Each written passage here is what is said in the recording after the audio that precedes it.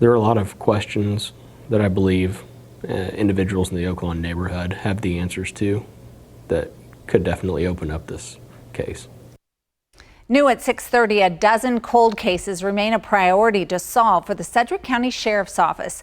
KAKE's Hannah King has how you can help a near-decade-old case as she shares what investigators hope you'll still be on the lookout for with finding who's responsible for a man's death.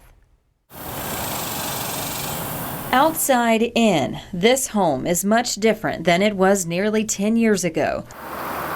From the fencing to the trees and who called it home. He's a loving, caring, well-respected young little gentleman around here. I've not heard anything negative about him. 23-year-old Welly lived here with his parents and grandmother in 2015. From what I understand, he did not have any enemies. So whoever did this, I just pray that you never have to go through what we have to go through. A Sedgwick County family went to sleep as they normally would one Monday, not knowing come Tuesday morning Welly's life would be over. Maybe 15 shots at least.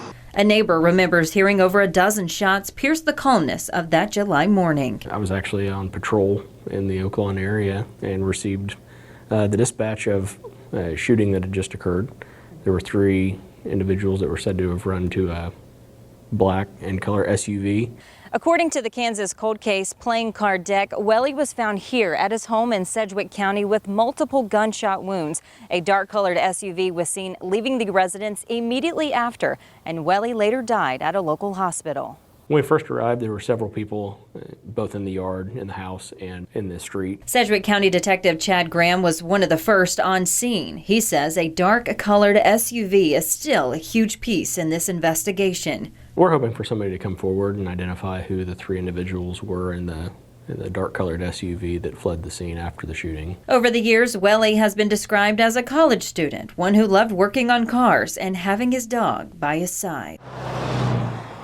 People we know were up getting ready to go to work or had left to go to work that morning, and we would really like to speak to anybody that traveled through that area that may have seen something. When there's people out there that have done something like this, they may do it again if we can't stop them.